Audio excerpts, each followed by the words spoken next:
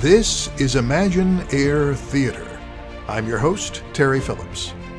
You're about to hear episode 3 of a special 4-part miniseries called The Most Dangerous Man. It's co-authored by Roy Schreiber and me. If you haven't yet listened to episodes 1 and 2, you should probably do that first. Whether you're a new listener or a regular, welcome to the program, and thanks for joining us. World War I was called the Great War, the war to end all wars. The United States was reluctant at first to join the conflict in Europe. But by 1918, American doughboys were fighting and dying in the trenches over there. Nevertheless, some folks back home still harbored anti-war sentiments. They faced grave legal jeopardy for speaking out in opposition. Among them was labor leader Eugene V. Debs. Stay tuned for the 3rd episode of The Most Dangerous Man. But first, if you like our plays and want to hear more, you can support us by becoming an Imagine Air Theater patron on Patreon. Just visit www.patreon.com/imagineair. I'll have more information about that at the end of this episode. And now, on with the show. In our last episode, American socialist Eugene Debs was invited to speak at an anti-war rally in Canton, Ohio. That speech might have violated the 1917 Espionage Act, forbidding all public interference with the war effort. If found guilty, Debs could go to prison. In due time, the hour will strike, and this great cause triumphant, the greatest in history, will proclaim the emancipation of the working class and the brotherhood of all mankind.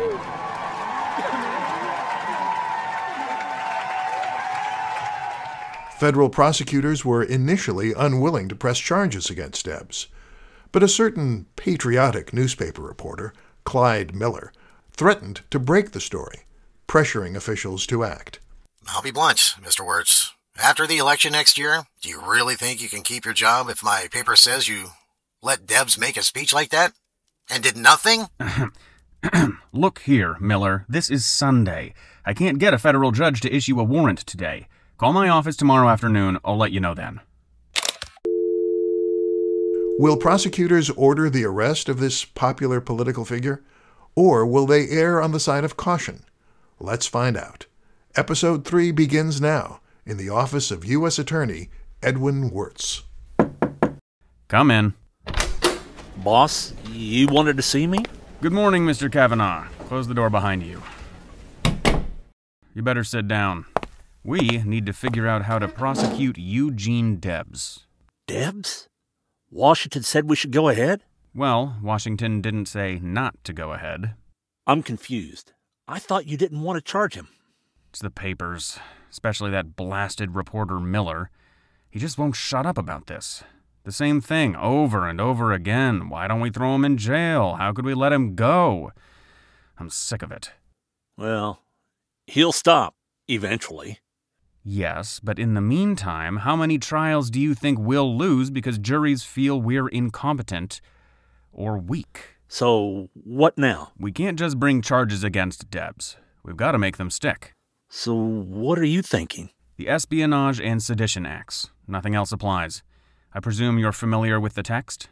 Yes. I've also read the transcript of his Kenton speech. It won't be easy to get him with that. The man talked for over an hour and said virtually nothing to incriminate himself. You don't have to tell me. He's a snake. So let's think on it. Come up with a bright idea. Okay, how about this? We go after him for opposing the draft. Of course, the trouble is, he never actually said that in his speech. Not in so many words, anyway. Correct. So here's where we need to get creative. But how? Look, most people don't like Debs because he keeps spouting off against the war. Which will help with the jury pool. But we both know that's not enough. All right, then try this. Let's tie him to the people we've already convicted. Oh, guilt by association. Exactly. Well, Debs did say we should open the jailhouse doors to those people, but nothing specific about the draft. I'm convinced that a jury can put two and two together. They'll figure out where he stands, if we lead them there. Boss, it's still a big gamble. Oh, I know. The defense is going to argue that this is a free speech issue. We need all 12 jurors to convict. If only one man believes it ain't right to throw him in the Hughes out for saying what he thinks, we're sunk. You're right. Simple arithmetic. On the other hand, lots of people think Debs is dangerous. In fact, the most dangerous man in America.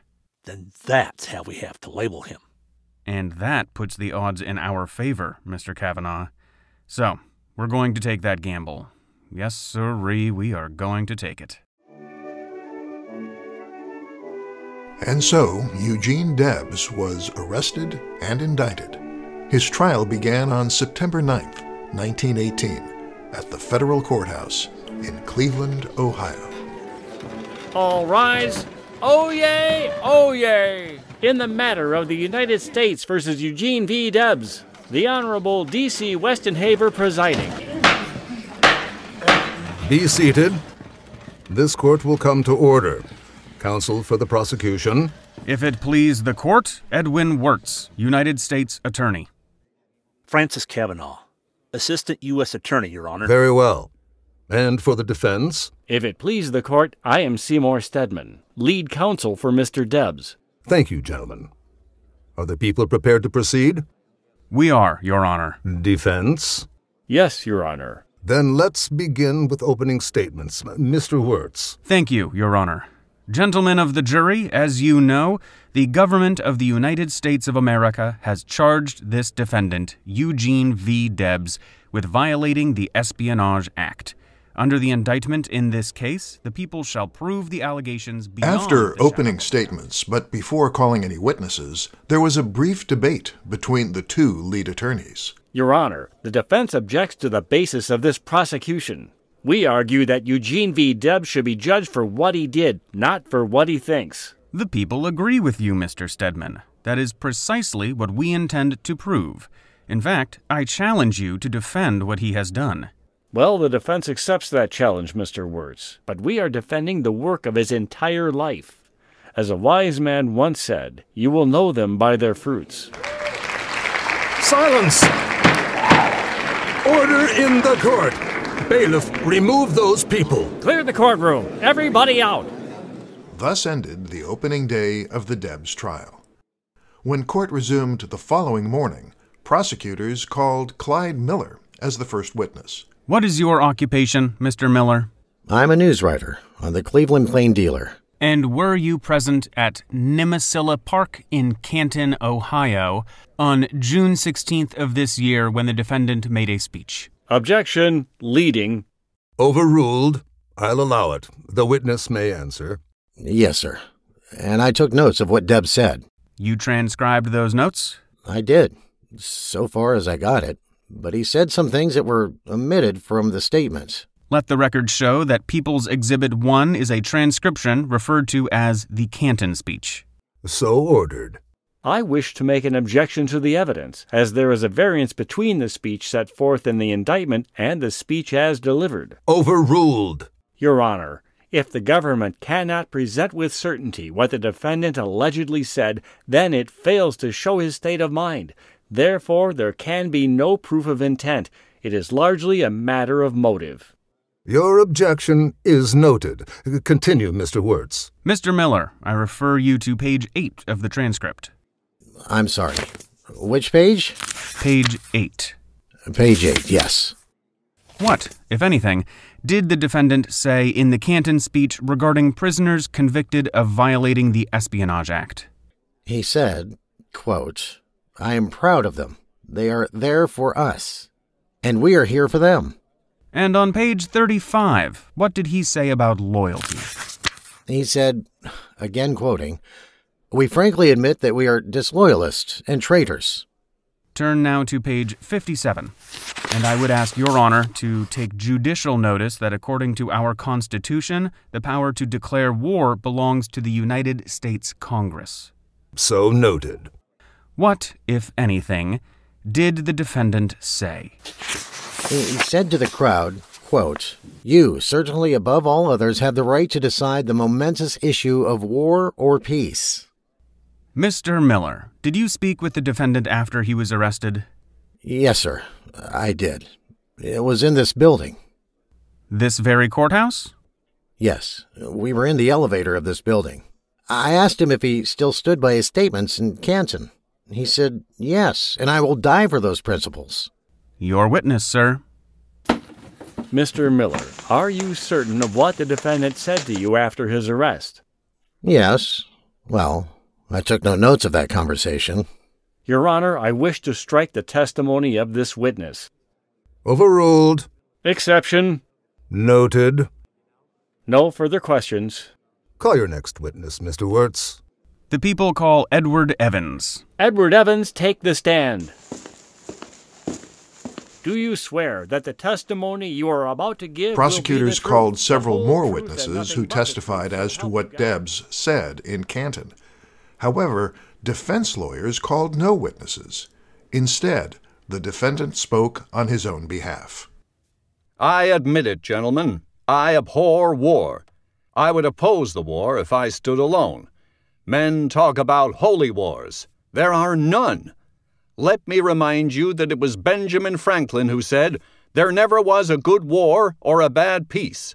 20 centuries ago, there was one we know as the Prince of Peace. He said, "Love one another." He did not say, "Kill one another." The very first amendment to the Constitution reads, "Congress shall make no law abridging the freedom of speech." That is the right I exercised at Canton on the 16th day of June. Silence, or I shall clear the gallery.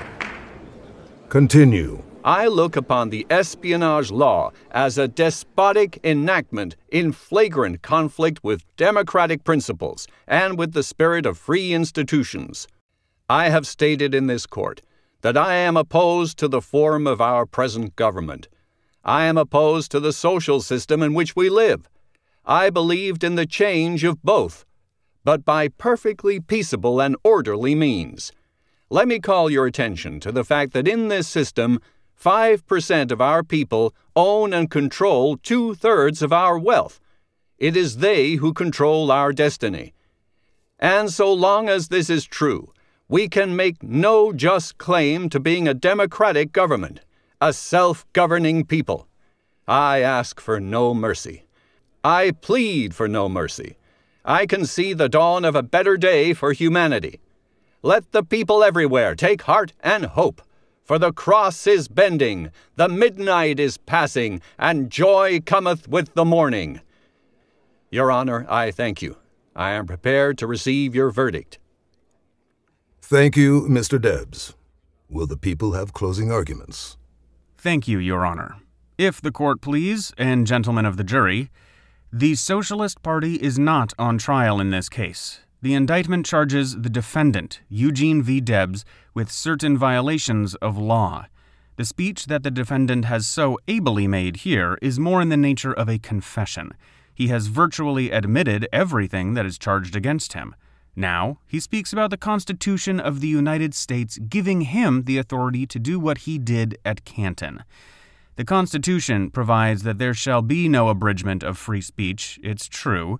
Yet, it is also a fact that if a man falsely yells fire in a crowded auditorium, and panic ensues and someone is trampled to death, he may be rightfully indicted and charged with murder. When a man says something to another, he is presumed to intend what he says, and he is presumed to know the consequences of what he says. This man obstructed and attempted to obstruct the recruiting and enlistment service by making that speech.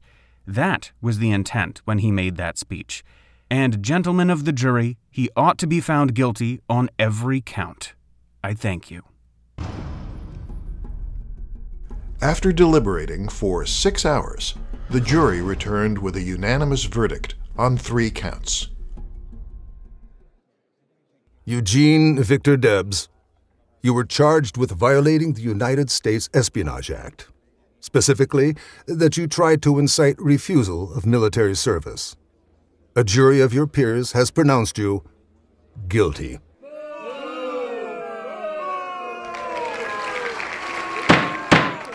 Therefore, this court sentences you to serve a term in the federal penitentiary of 10 years. Furthermore, you shall be permanently stripped of your American citizenship, including the right to vote. Your Honor, we give notice of our intent to appeal and request a continuance of bail for Mr. Debs. Granted. We're adjourned.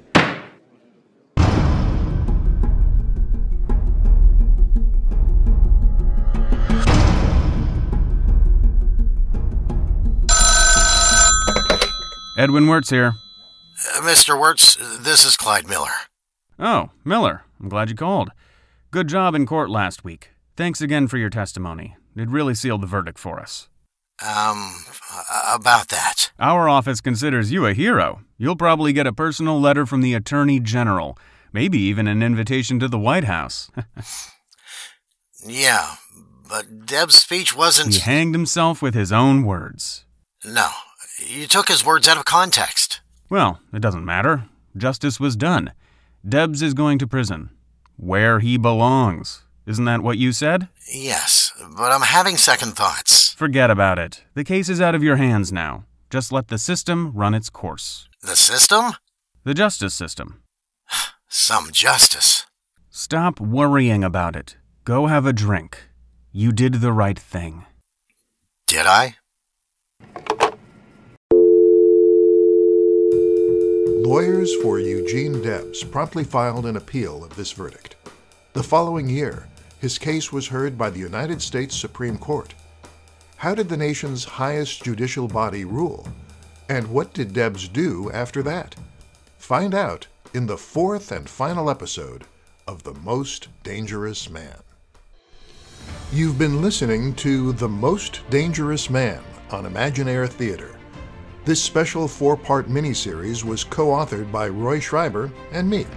Episode 3 featured Paul Rogan as Eugene Debs, Tim McCaffrey as Clyde Miller, Hayes Dunlap as Edwin Wertz, Ted Gray as Seymore Stedman and the bailiff, Collin Hughes as Francis Kavanagh, and William Jones as Judge Westenhaver. Script consultant Mark Boyce, casting director Stella Valente. Our theme song comes from Roman Senyk. Other music included Over There by George M. Cohan and Beautiful Ohio by Robert A. King and Ballard MacDonald. Imaginaire Theater is made possible by contributions from our listeners. If you like these plays and want to hear more, please support us. Go to patreon.com/Imaginaire. Become a paying member for as little as $1 per month. Again, that's patreon.com/Imaginaire, all one word. We really appreciate your help. I'm Terry Phillips, inviting you to join us again for the next episode of Imaginaire Theater. It's all in your head.